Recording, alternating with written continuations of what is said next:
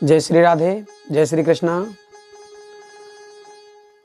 देखिए, एक प्रश्न आया है मेरे पास और उन्होंने पूछा है कि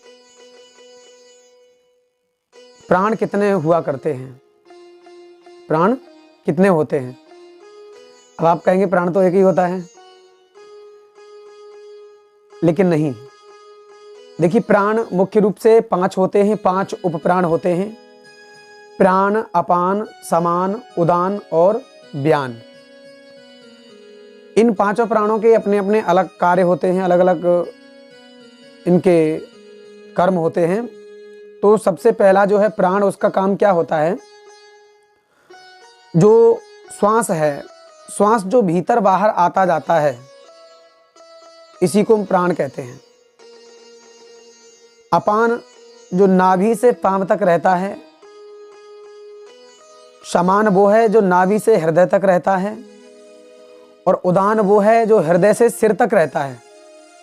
और व्यान जो शरीर के प्राण को बाहर के प्राण से मिलाए रखता है, उसको व्यान कहते हैं।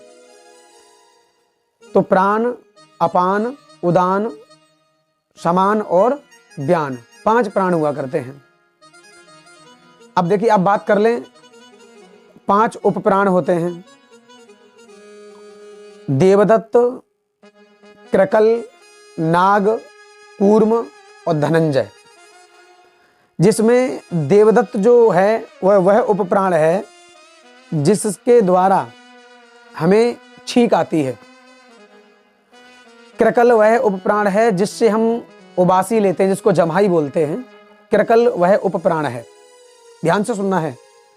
नाग वह उपप्राण है जिसके कारण हमें डकार आती है। कूर्म वह उपप्राण है जिसके कारण हम दुख, चिंता, थकावट की अवस्था में जो लंबी लंबी श्वास लेते हैं, वह कूर्म उपप्राण है।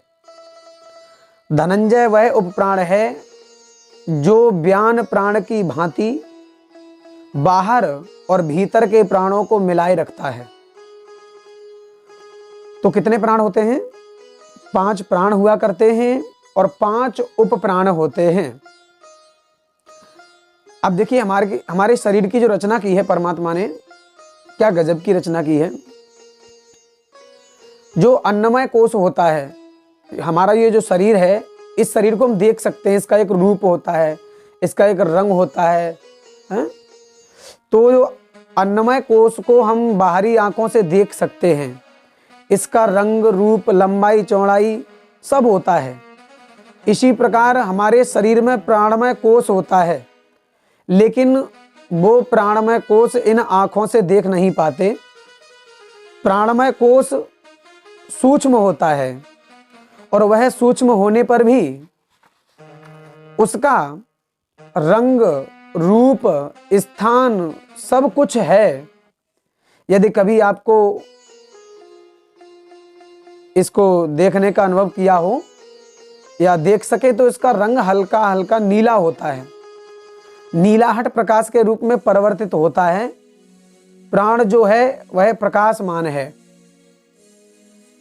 देखिए, आपने देखा होगा कि भागवत जी में आया है कि भगवान कृष्ण का जब अवतार होता है तो पूर्व दिशा की ओर नीलेपन में लिखा हुआ आ रहा था। नीलेपन में एक नीला प्रकाश हुआ, उस नीलेपन में लिखा हुआ आ रहा था कि अहम ब्रह्मास्मि, पहचानो मैं ही ब्रह्म हूं। तो कहने का तात्पर्य यह है कि जो प्राणमय कोश है, हम उसको देख सकते हैं, लेकिन इन आंखों से नहीं। उस प्राणमय कोश को देखने के लिए हमें इस शरीर के अंदर जाना पड़ेगा। अब आप कहेंगे क्या अंदर जो शरीर है उसमें घुसना है? तो नहीं, हमको ध्यान के द्वारा, आध्यात्मिक गतिविधियों के द्वारा, योग के द्वारा हमको इस शरीर में जाना है, अंदर अपनी पहचान हमको करनी है। तो आज ही मैंने आपको बता दिया कितने प्राण होते हैं। 5 प्राण होते हैं, 5 उपप्राण होते हैं।